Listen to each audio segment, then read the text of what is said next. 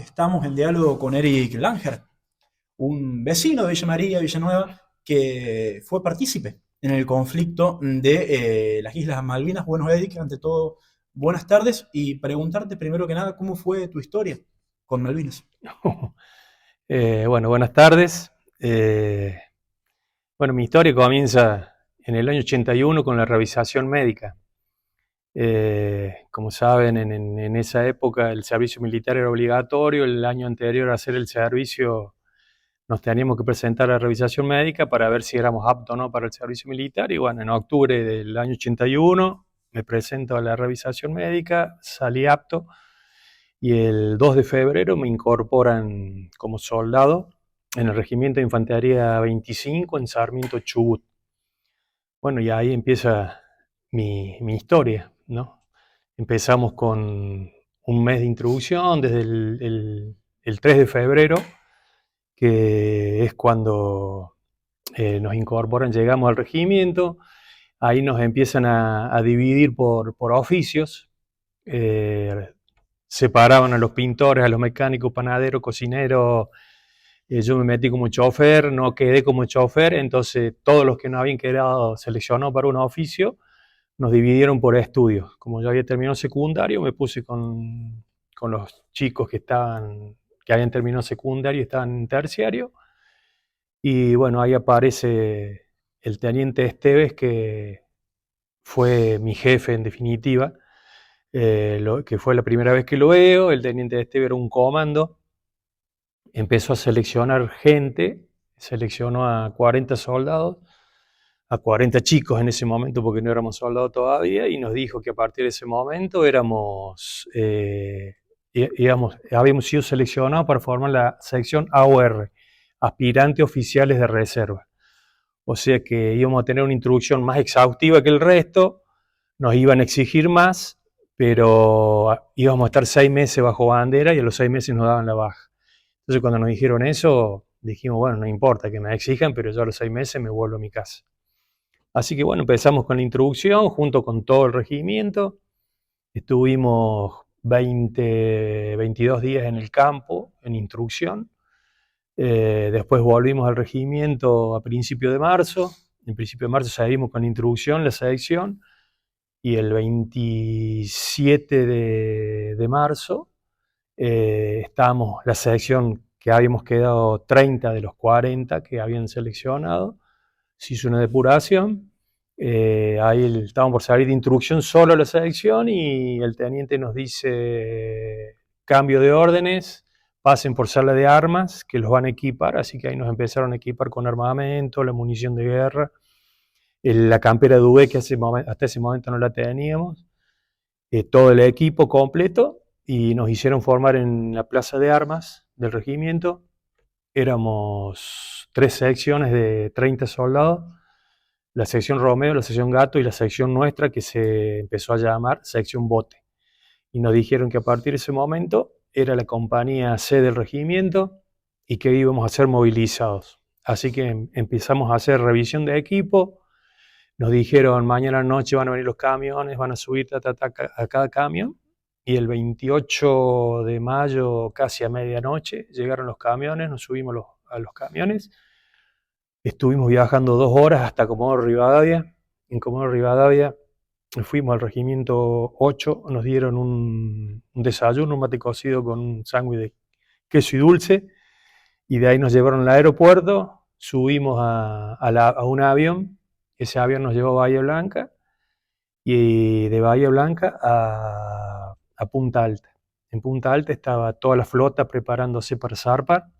Hasta ese momento nunca pensamos en Malvinas. Yo en lo personal nunca pensé en Malvinas. Sí pensaba que podía haber un conflicto con Chile, porque años anteriores habíamos tenido problemas con ellos. Y bueno, me toca embarcar con la selección en el Almirante Irizar, en el rompehielo, a la mañana, cerca del mediodía. Ayudamos a cargar todo el equipamiento, las provisiones, municiones, y a las 6 de la tarde zarpamos. Preguntábamos a dónde íbamos, nadie nos decía nada. Era un ejercicio al sur, pero nadie decía nada. Así que estuvimos un día navegando y al otro día el teniente nos junta a los 30 soldados de la sección en la bodega del almirante Irizar, nos hace poner rodilla a tierra y ahí nos informa que lo que estábamos realizando se denominaba Operativo El Rosario y consistía en recuperar las Islas Malvinas de manos de los piratas ingleses que durante tanto tiempo la habían usurpado. Así que ahí nos enteramos de que íbamos a Malvinas. Y en ese momento nos sorprendió. Yo en lo personal me pensé en mi familia, en mi viejo, en lo orgulloso que iba a estar, porque éramos conscientes que estábamos siendo parte de las tropas que iban a recuperar las Islas Malvinas, que íbamos a pasar a la historia como las tropas que recuperamos Malvinas, y bueno, ese fue el sentimiento que tuvimos, ¿no? Bueno, nos contabas un poco cómo fue el momento en el que te enteraste que ibas a participar de este operativo en Malvinas. ¿Cómo fue llegar a Malvinas? ¿Cómo fueron esos días en Malvinas? Nos agarró una tormenta, en realidad el desembarco tenía que ser el 1 de abril, y nos agarró una tormenta en el mar y por esa tormenta se retrasó toda la operación un día y el desembarco se hizo el 2 de abril. Nosotros no pudimos desembarcar ese día porque uno de los helicópteros que llevaba el Irizar se le rompió el anclaje y se rompió el helicóptero y no pudimos bajar, así que bajamos al otro día. Pero ese día que nos quedamos en cubierta del Irizar y viendo las islas, me acuerdo que estaba con mi compañero Fabricio Carrascul, un compañero de Hernando, en la cubierta del Irizar y mirábamos las islas y no podíamos creer lo que estábamos haciendo, que estábamos siendo parte de las fuerzas que estaban recuperando las Islas Malvinas, que en el colegio siempre nos decían las hermanitas perdidas y que estaban en manos de los ingleses. Y bueno, después nos tocó desembarcar en helicóptero, llegamos al aeropuerto, del aeropuerto caminamos con todo el equipo hasta Puerto Argentino, que son 4 kilómetros, y ahí embarcamos en el Isla de los Estados, en el buque Isla de los Estados, que nos llevó hasta Ganso Verde, que es la segunda localidad en importancia en Malvinas, tiene 120 habitantes aproximadamente. Bueno, y ahí nos tocó, fue nuestro destino final, que la misión nuestra era custodiar una base de Pucará, que una escuadrilla de Pucará que se había formado y que estaba ahí en ese lugar. Así que ahí empezó los días, la rutina diaria de preparar las posiciones, de organizarnos con la comida, con todo lo que hacía a las tareas diarias, ¿no? Bueno, por lo que tengo entendido, pasaron semanas en ese lugar y luego llega un momento a lo mejor bisagra de la guerra que fue el combate de Darwin ahí cerca. Sí, en realidad nosotros durante todo abril la preocupación más grande que teníamos era hacer llegar noticia a nuestros padres de que estábamos bien. El teniente nos hizo escribir una carta, un aerograma, donde contábamos lo que nos había pasado y cómo estábamos, que estábamos bien y dónde estábamos y a dónde nos tenían que escribir. Así que bueno, ese aerograma le llegó a nuestra familia nos podían escribir ahí.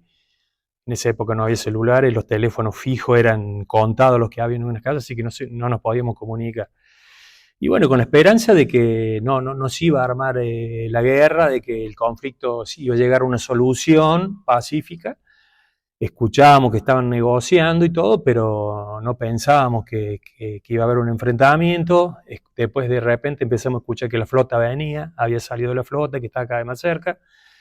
Y el 21 de mayo ya desembarcan los ingleses en San Carlos. Ya cuando desembarcan, en realidad el 1 de mayo es cuando nos damos cuenta que estamos en guerra. El 1 de mayo, nosotros, hasta el 1 de mayo, las guardias eran normales, tranquilas, y el 1 de mayo a la madrugada, tipo 4:30 de la mañana, suena la alarma, que era una sirena. Nosotros hasta ese momento dormimos adentro de una escuelita abandonada que había. Suena la alarma, que era una sirena, y teníamos que salir corriendo a las posiciones.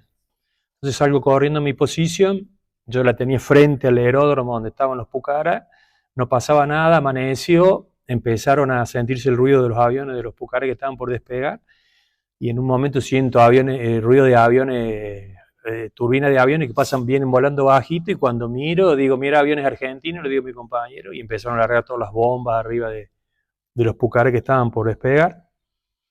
Y bueno, fue todo humo, fuego, corridas y gritos y bueno, ahí nos dimos cuenta de que la guerra había empezado. Y el teniente nos dice, bueno, prepárense que puede venir el desembarco en cualquier momento, así que bueno, estábamos frente, me puso en una posición frente al mar, estaba con el cabo Rosales en ese momento, y a la noche estábamos esperando un posible desembarco y me preguntó el cabo Rosales, ¿le tiene miedo el Ángel? Y le digo, estoy muerto de miedo, le digo. Estaba pensando yo que iban a venir los ingleses, y yo estaba ahí, que iba a tener que tirar y me iban a tirar y tuve miedo, realmente tuve miedo. Y él me dijo, quédate tranquilo que no va a pasar nada, ya vas a ver.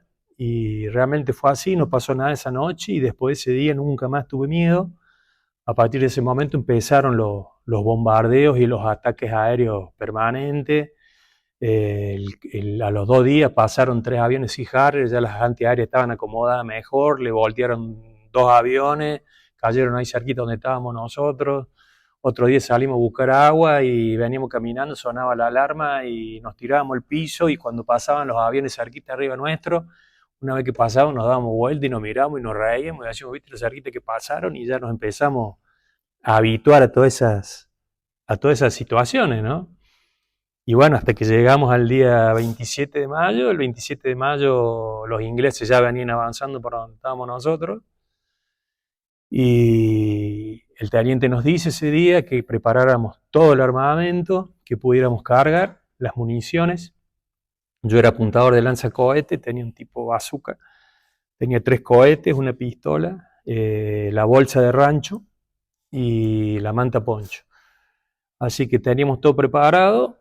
Durante toda la noche del 27 y madrugada del 28 se veían los combates cada vez más cerca, las bengalas, las trazantes, la artillería inglesa que tiraba pasaba por arriba nuestro y la artillería nuestra que le respondía y caía del otro lado y cada vez más cerca, hasta que a las 6:30 de la mañana el teniente nos reúne a toda la sección y nos dice, muchachos, llegó el momento esperado, nos vamos al frente. Así que nos encolumnamos atrás de él de a dos y caminamos durante, no sé, para mí fue un montón, eran 2 kilómetros lo que caminamos, hasta llegar a la Loma Darwin, la colina Darwin.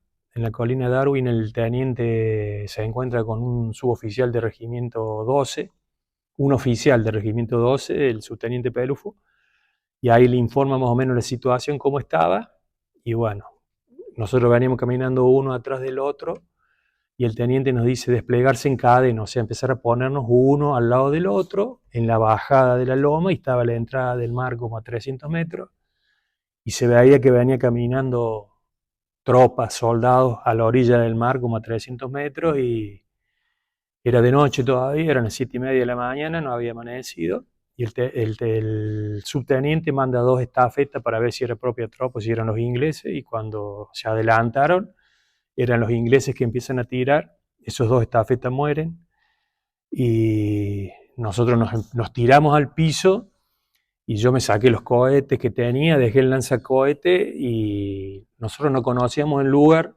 Adelante de nuestro, como 20, 30 metros, había posiciones que no sabíamos que estaban. Yo lo veo al teniente que corre de una posición a otra, entonces me empiezo a arrastrar para donde estaba él, y cuando me empiezo a arrastrar era una ráfaga que me tiraban y me pegaba al lado, las trazantes luminosas que se ven, el trazo de la bala, y cada vez que me arrastraba era un trazo que me pegaba al lado, y hasta que me arrastré y caí al pozo. Y cuando caigo al pozo, el teniente me dice, era una lluvia de balas, era increíble cómo tiraban. Y el teniente me dice, el Ángel, el lanzacohete lo dejé atrás. Me dice, anda a buscarlo. Así que salí del pozo, fui a buscar el lanzacohete, volví, no me pegaron porque el destino no quiso que me quedara ahí. Así que vuelvo a la posición mía. Estaba el teniente y en esa posición estaba el cabo Zárate y Brión, que era el abastecedor de mi lanzacohete. Y el teniente me dice, agarra el lanzacohete y seguime.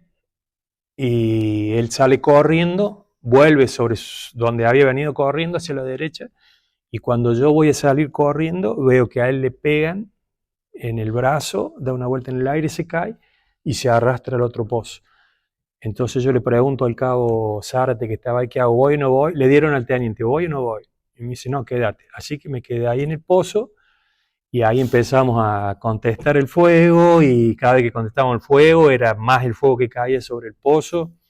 Empezamos a escuchar los gritos de los compañeros heridos que no habían llegado a las posiciones.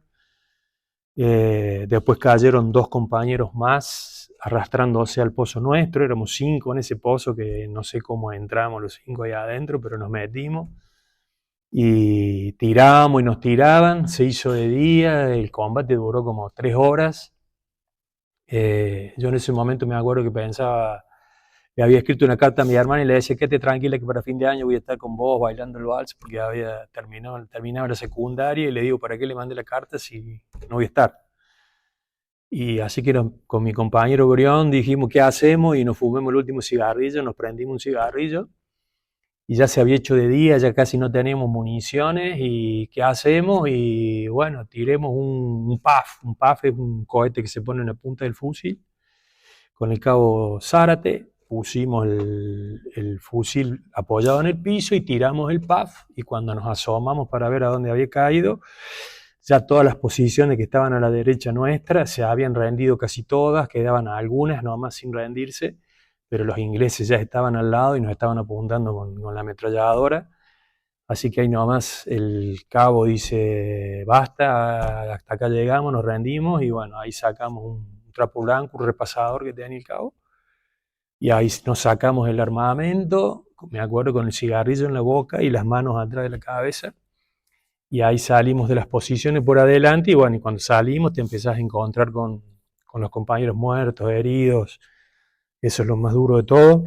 Una imagen desoladora. Uno Sí, se no, imagina yo la cuando... primera imagen que tengo es de un compañero Buffarini que le faltaba la mitad de la cara sentado al lado del pozo quejándose. Nos llevan hasta una bajada ahí, nos tiran cuerpo a tierra, nos empiezan a revisar. Cuando sentíamos que alguno se quejaba y queríamos ver, o nos pateaban, nos enterraban la cabeza en el barro, nos empiezan a revisar. Yo tenía una foto de mi familia acá en el Duvet. Cuando me la saca le digo my family, y él me dice tranquilo y me las dejó. Sí, me sacó la boina, me sacó el rosario que tenía, las insignias que teníamos de las chaquetillas, y después nos alejan de ese lugar porque los combates seguían, los bombardeos seguían, y nos llevan a la orilla del mar. Estuvimos ahí a la orilla del mar hasta que atardeció, y a la tardecita nos llevan de nuevo donde fue el combate nuestro, y ahí nos encontramos con los heridos. Piden voluntarios para ir a buscar las camillas. Las camillas eran chapas, algunas eran camillas, otras eran chapas, que estaban los heridos acostados ahí. Ya los habían atendido los ingleses, estaban con suero, morfina. Así que los llevamos cerca de unos arbustos que se habían prendido fuego, y estuvimos todas las noches atendiéndolos. Algunos aguantaron, otros murieron esa noche. En ese combate murió el teniente Esteves, el cabo Castro, el soldado Carrascul, el soldado Giraudo, el soldado Zavala y el cabo Oviedo, que eran todos de la sección nuestra. Y Tengo, tuvimos 12 heridos, aparte de esas bajas. tengo entendido que además son personas con las que usted había desarrollado una cierta afinidad o Sí, afecto. con Fabricio y Horacio, justamente en revisación médica nos habíamos conocido, esperamos el resultado de la revisación médica. Cuando nos incorporan, nos encontramos en una estación de servicio antes de ser incorporados, desayunando, y a partir de ahí estuvimos juntos todo el tiempo. Fuimos elegidos para formar la compañía. Fuimos junto a Malvinas. El padre Fabricio lo fue a visitar antes de ir a Malvinas, a Sarmiento, y nos sacó fotos donde todas las fotos estábamos los tres juntos. Y sí, fue el dolor más grande, ¿no? La pérdida de los compañeros, porque el resto, yo volví y lo tomo como eso. Mi destino fue volver, y tuve la suerte de volver, pero lo más duro de todo es la pérdida de los compañeros. Eso es lo más fuerte. Tengo entendido que después de este combate son tomados prisioneros, van a Uruguay y luego regresan a Argentina. ¿Cómo es volver a Argentina después de los sucesos de Malvinas en aquel momento? Y volver a Argentina, mira, nosotros volvimos el 12 de junio, nos dejan en Uruguay y de ahí nos llevan a Campo Mayo. Cuando llegamos a Campo Mayo, a la Escuela Suboficial de Sargento Cabral, En realidad cuando llegamos al puerto en La Plata, y estaban los colectivos esperándonos, y nos hicieron subir a los colectivos y cerrar todas las ventanillas. Nadie se asoma, nadie grita, nadie abre las ventanas, nada. Y cuando salimos del puerto estaba todo el familiar de soldado con carteles y gritando y preguntando por sus hijos. Y nosotros no pudimos ni saludar ni nada y vitoreándonos, ¿no? Éramos los primeros prisioneros que llegábamos de Malvinas. Llegamos a Campo de Mayo y nos recibieron como héroes. A los 2 días, el 14 se rinden en Malvinas y ya pasamos a ser los tagarnas y los inútiles que perdimos la guerra. Después volvió al regimiento. En el regimiento tuvimos un muy buen recibimiento porque la gente de Sarmiento tiene un vínculo muy grande con el regimiento y la verdad que nos trataron muy bien. En nuestra segunda casa, nosotros decimos, el regimiento. Y después nos dieron una licencia de 35 días y yo volví a Villa María. Y acá yo notaba como que si no hubiera pasado nada, los únicos que sufrieron la guerra era la familia, nuestros padres, nuestros hermanos. Tal es así que yo me acuerdo un día, yo jugaba al rugby y un día voy a la cancha a saludar a mis compañeros, yo jugaba en primera ya, y cuando voy a la cancha estaban entrenando a la siesta, dando vuelta a la cancha. Y cuando llego, paran el entrenamiento y vienen y me saludan. Hola, Quito, ¿cómo andas? ¿Qué sé yo? Todo bárbaro. 2 minutos y a los 2 minutos el entrenador, bueno, vamos, que el sábado jugamos y tenemos que seguir entrenando, ¿viste? Y me quedé solo ahí.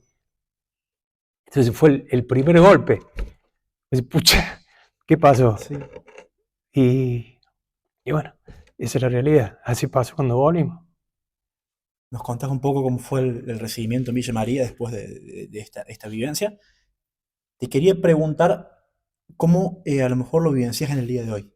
¿Cómo fue a lo mejor el paso del tiempo de ese llegar tan duro a su lugar de origen de todos ustedes? ¿Y cómo fue a lo mejor el paso del tiempo y cómo es el presente con respecto a aquel primer momento posguerra? Y llegar fue duro, muy duro. Yo tuve la suerte de tener a mi familia que me contuvo. Yo estaba mal, se dieron cuenta que estaba mal, empecé con tratamiento psicológico, con profesionales, me ayudó mucho, y después hubo como 10 años que era como que había bajado una cortina, y es más, yo cuando me caso con mi señora no sabía, yo me caso en el año 86, mi señora no sabía que yo era veterano de Malvinas, y no hablaba del tema, yo no iba al centro veterano, mi viejo me decía, ¿por qué no vas al centro veterano? Y digo, no, para mí hablar de Malvinas era volver para atrás y no quería. Y bueno, me caso en el año 86, mi señora fue de mucho apoyo, mucho apoyo. Después vinieron los hijos, después la falta de trabajo, salir a buscar trabajo, no tenía trabajo, ir, y vos decías que era veterano y medio que te miraban con cara rara y que sí, que no, y no conseguía trabajo. Iba al Banco Nación o iba a Obra Sanitaria en esa época, todo, y teóricamente te tenían que dar trabajo y no te dan porque eres el loquito de Malvinas. Y bueno, hasta que el tiempo pasó, conseguí trabajo, estudié, me recibí de profesor de educación física, ejercí un poquito tiempo y después me fui a trabajar a otro lado que me iba mejor. Y a los 10 años empecé a hablar del tema Malvinas. Lo duro también fue cuando volvimos, era encontrarte con los familiares de los caídos, de los chicos. El sentimiento de culpa que te queda también de decir por qué yo volví y ellos no. Y encontrarte con los padres y decir, che, ¿qué pensarán ellos de mí? Y es duro eso, pasar eso es duro, ir a visitarlos. Yo tenía muy buena relación con ellos y la sigo teniendo con la mamá de Fabricio. Pero era duro siempre encontrarte con ellos y siempre pensar, mira, hasta el día de hoy paso por Hernando y digo, me parece imposible que no estén los chicos, y te vuelve a la imagen ellos. Y bueno, después empecé a los 10 años, empecé a asistir al centro de veteranos y me invitaron a ir a charlas a colegios, que yo no quería hablar, y bueno, en las charlas me empecé a largar y empecé a hablar, y es el día de hoy que lo que más me gusta es ir a hablar a los colegios, contar de nuestra experiencia, no contarle en sí de la guerra, sino lo que nos pasó, sino el regreso, es que todo lo que nos pasar por una situación traumática como el que pasamos nosotros y así todo, estamos y seguimos luchando y seguimos adelante y hemos formado familia y bueno, ese es el mensaje que queremos dar, ¿no? Que a pesar de haber pasado por esas situaciones se puede seguir adelante. La historia de resiliencia que han tenido cada uno de ustedes. Exactamente, exactamente, sí. Y lo bueno es hablarlo, porque hay muchos veteranos que no lo han hablado todavía, hasta el día de hoy no hablan el tema. Te quería preguntar, durante los últimos meses, durante los últimos años, cada tanto se conoce la noticia que algunos grupos de veteranos regresan a Malvinas. En tu caso, a lo mejor se te presentó la posibilidad o has pensado hacerlo. ¿Es algo que querés hacer, no querés hacer? En realidad yo nunca pensé en volver. Y en el año 2007 nosotros logramos traer un equipo profesional a Villa María para hacer terapia grupal con los veteranos, con el apoyo de la Municipalidad de Villa María. Y bueno, vinieron y empezamos con el tratamiento y la psicóloga me dijo, a lo mejor te haría bien volver. Entonces a partir del 2007 yo medio como que me entró, che, estaría bueno volver, si puedo volver, pero era caro poder volver, pero yo hacerlos en forma particular. Y en el año 2009 un compañero mío dice, me voy a Malvinas, en enero del 2009. Me voy a Malvinas, me voy con un Z y bueno, le digo, cuando vuelvas, decime cómo te fue, contame cómo te fue y cuánto gastaste para ver si yo lo podía hacer. Así que volvió en enero y me contó, mira, Quito no es tan complicado, me salió tanto, lo hicimos así, así. Así que ahí armamos el viaje con mi señora y con Walter Balces, otro veterano, que ya falleció lamentablemente, y con Guillermo Gutiérrez, otro veterano, y nos fuimos los cuatro a Malvinas, armamos el viaje Has vuelto a Malvinas. y volví, sí, sí, y fue algo espectacular. Es recomendable para todos los veteranos, yo se lo recomiendo, porque hay muchos que no quieren ir porque dicen yo no quiero ir porque me van a sellar el pasaporte. Y yo le digo, si vamos a esperar que no nos sellen el pasaporte, no sabemos si vamos a volver a Malvinas nosotros. No lo vamos a ver, a lo mejor, ojalá lo veamos, pero no sé si lo voy a ver. Entrar a Malvinas y que no me sellen el pasaporte. Y Guillermo era uno de esos.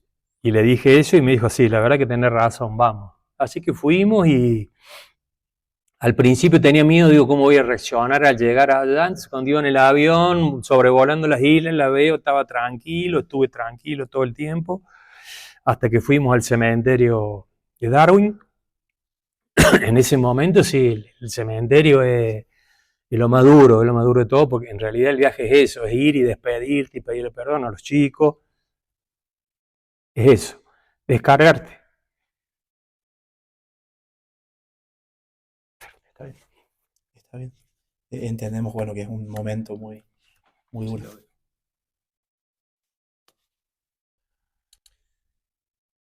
He visto muchas veces que a los veteranos se los llama víctimas de la guerra, los pibes de Malvinas, y que muchos veteranos rechazan ese calificativo de pibes de la guerra o de víctimas. Ellos se consideran soldados, se sienten orgullosos de haber peleado por la nación, y otros, por el contrario, hacen énfasis en que sí fueron víctimas. ¿Querés saber cuál es tu postura al respecto y cómo se llega a ser veterano? Si se llega, en algún momento habrá sido esa mirada de prejuicio de parte de los vecinos, debe ser una mezcla de orgullo, de dolor.